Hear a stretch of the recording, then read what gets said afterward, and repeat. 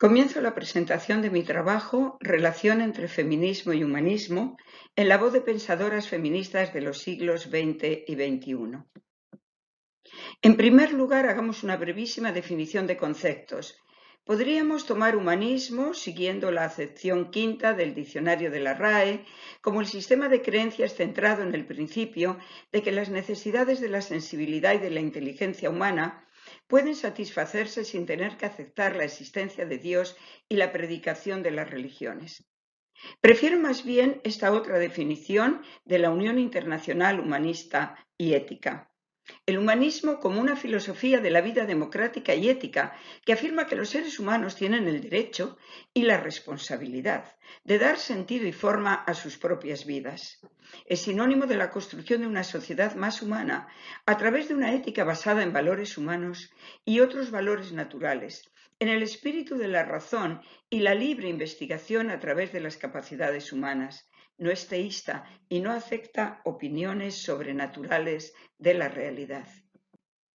Feminismo es teoría crítica, es discurso político, es movimiento social y es ética personal. Así podemos decir con Nuria Varela que el feminismo es un discurso político que se basa en la justicia, un movimiento social, una ética y una forma de estar en el mundo. Una teoría crítica de la sociedad que desmonta la visión establecida patriarcal de la realidad y que defiende la igualdad de la mujer respecto al hombre, somete a crítica la historia de opresión de la mujer y del sistema patriarcal que la sustenta.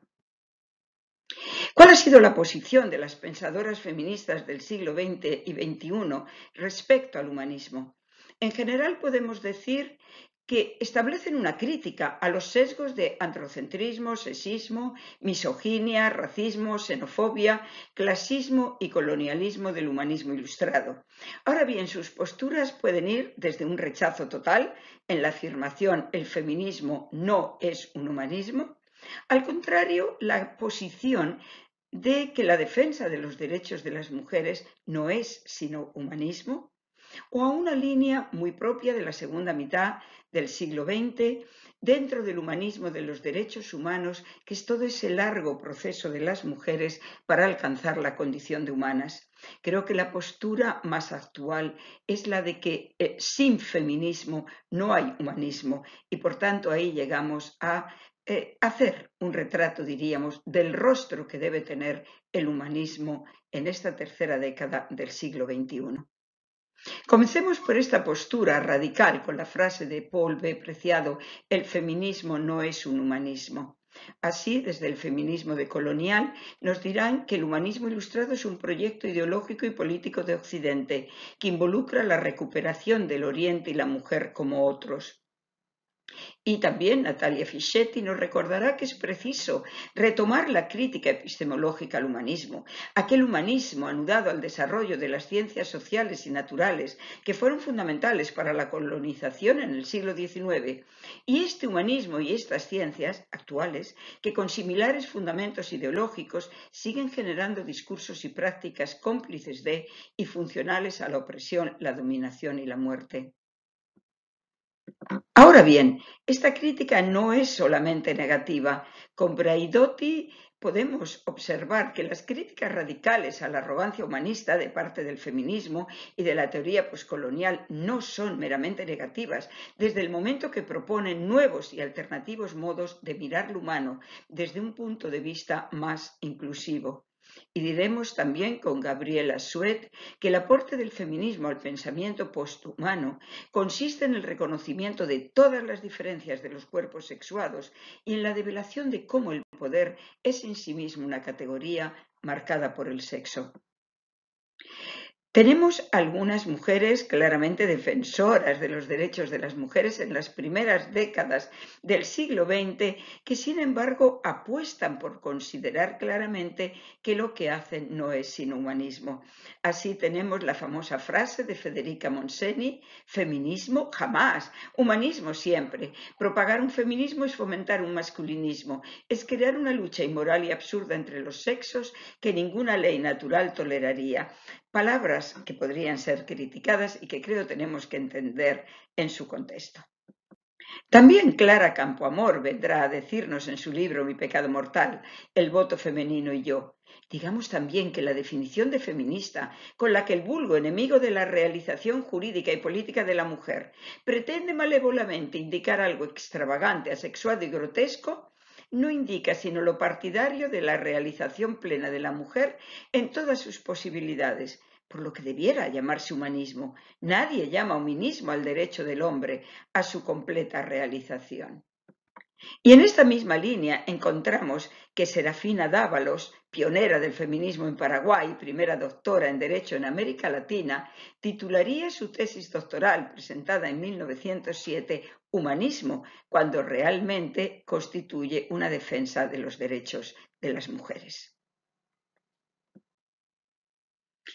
¿Cómo ha sido el largo camino para el reconocimiento de las mujeres como humanas en ese marco del humanismo de los derechos humanos que podemos decir se desarrolla fundamentalmente a partir del fin de la Segunda Guerra Mundial? Podríamos afirmar con Victoria Sendón que nunca hemos vivido un verdadero humanismo, si se entiende que el humano comprende al varón y la mujer. O preguntarnos con Hannah Arendt cómo pueden las mujeres desarrollar sus potencialidades humanas sin liberarse de los condicionantes impuestos por el patriarcado. ¿Cómo puede cumplirse un ser humano en la condición femenina? Pregunta Mabel Alicia Campagnoli en obra de 2005. ¿Qué caminos le están abiertos? ¿Cuáles conducen a callejones sin salida? Esta pregunta nos lleva a las que se hacía Simone de Beauvoir en El segundo sexo. Simone de Beauvoir podemos considerarla realmente la auténtica creadora de un humanismo existencialista, aunque este fuera el título de una obra de Sartre. Cuando sea al fin posible a todo ser humano colocar su orgullo más allá de la diferencia sexual, en la difícil gloria de su libre existencia, entonces solamente la mujer podrá confrontar su historia, sus problemas, sus dudas, sus esperanzas con los de la humanidad. Solo entonces podrá intentar desvelar en su vida y en sus obras la realidad entera y no solamente su persona, mientras todavía tiene que luchar para ser un ser humano, no puede ser creadora. Y será necesario llegar a una fecha tan cercana como 1993 para poder afirmar que los derechos de las mujeres son derechos humanos. Efectivamente, será en la Conferencia Mundial de Derechos Humanos, celebrada en Viena en 1993, cuando en su declaración se afirmará que los derechos humanos de la mujer y de la niña son parte inalienable, integrante e indivisible de los derechos humanos universales. Y quizás tengamos que hacer una brevísima mirada a la historia y trasladarnos a una fecha tan lejana como la de la Declaración de Sentimientos de Seneca Falls en 1848, para llegar por un largo recorrido a esa Conferencia Mundial de Viena de 1993, pasando por la Conferencia de San Francisco de 1945, la creación de la Comisión Jurídica y Social de la Mujer o la Comisión de Derechos Humanos presidida por Eleanor Roosevelt, quien, junto con otras mujeres feministas, logró que se utilizara un lenguaje inclusivo en la redacción de la Declaración de Derechos Humanos de 1948, lo que permitiría el desarrollo de otros instrumentos y convenciones internacionales, como por ejemplo la Convención sobre la Eliminación de todas las formas de discriminación contra las mujeres, conocida por sus siglas en inglés CEDAW, en 1979. ¿Qué significa para las mujeres ese reconocimiento como humanas?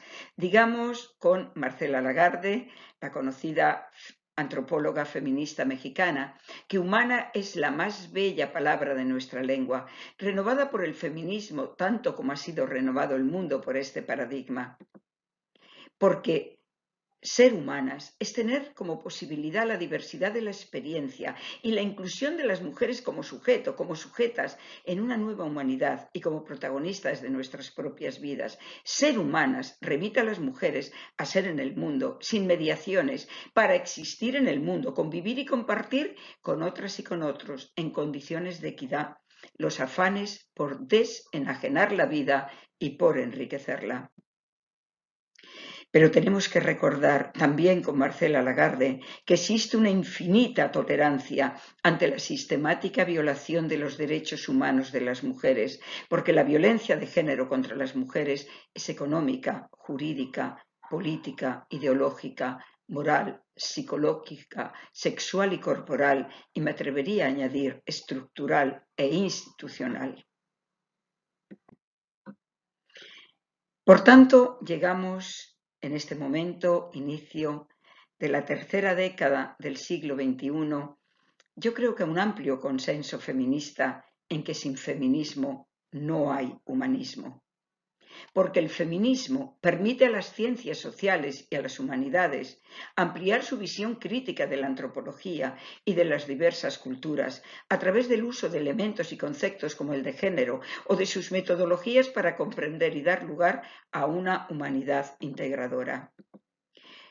Porque puede considerarse una forma de humanismo, en tanto propende por el cultivo de los rasgos que definen lo humano y porque cree en las posibilidades del mejoramiento de la condición humana, cuyas definiciones asume como ideales de lucha. Como el humanismo, el feminismo es un camino de autorreflexión y autocomprensión de la especie.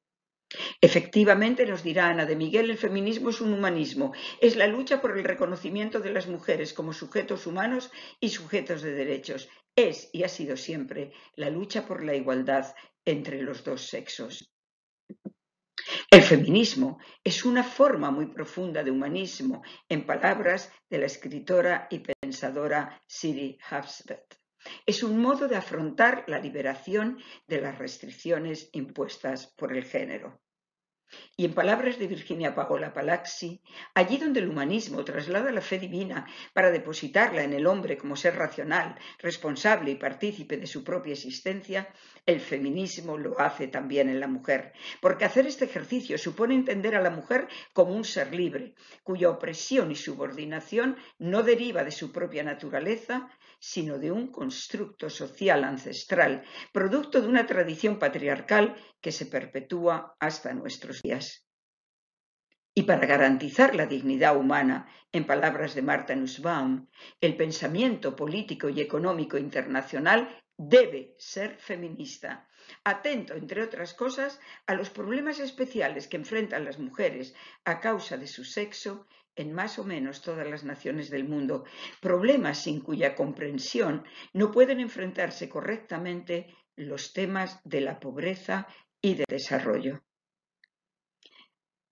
Amelia Valcárcel es probablemente la pensadora feminista española de los siglos XX y XXI que más ha trabajado la relación entre feminismo y humanismo. Y así nos dice en su libro Pensar el feminismo y vindicar el humanismo de 2020 que el feminismo es un humanismo que no ha descuidado ni descuida los datos de la antropología, que es más, supone una antropología no androcéntrica y no antropocéntrica, que sabe de sí y de sus límites, que entiende qué tipo de proceso es la modernidad, por lo tanto, que distingue bien cuando habla como teoría del conocimiento, filosofía de la historia, antropología o agenda política. En su nivel teórico explicativo, alimentado por muchas fuentes, es muy rico y presenta además variables que hacen entender cosas que sin él o no se perciben o no se entienden, pero no se limita a entender, sino que siempre implica transformar. Por tanto, ¿cuál es el rostro del humanismo feminista del siglo XXI? Nos dice Idoia Zorroza, hablemos de un nuevo feminismo, o mejor, un revisado humanismo, que no será el humanismo que exalta la autonomía, la libertad y la autoconstitución de la persona como ideal individualizado y abstracto, sino el que se apoya en el carácter relacional y comunitario del ser humano. Y en el manifiesto aprobado en el Encuentro Feminista Humanista celebrado en Chile en agosto de 2018, se afirma que para llegar al humanismo necesitamos transitar por el feminismo para avanzar en la construcción de la nación humana universal, en donde ninguna persona esté por encima de otra. Y para ello nos rebelamos contra la victimización que nos debilita, nos erigimos como protagonistas de nuestras propias vidas. Termino esta intervención con palabras de la pensadora estadounidense Toni Van Pelt. Quien se considera humanista debe saberse responsable del bienestar de la sociedad y garantizar los derechos humanos de todas las personas, incluidas las mujeres. Quien se considera humanista debe defender firmemente la separación de religión y Estado y respetar la libertad de conciencia y el derecho a disentir. El neohumanismo se centra en los principios de integridad personal, libertad individual y responsabilidad. Incorpora el compromiso con la justicia social, la ética planetaria y el desarrollo de valores compartidos por la familia humana, que incluyen plenitud sexual y compatibilidad para mujeres y para hombres, y la voluntad de terminar con la represión de las mujeres.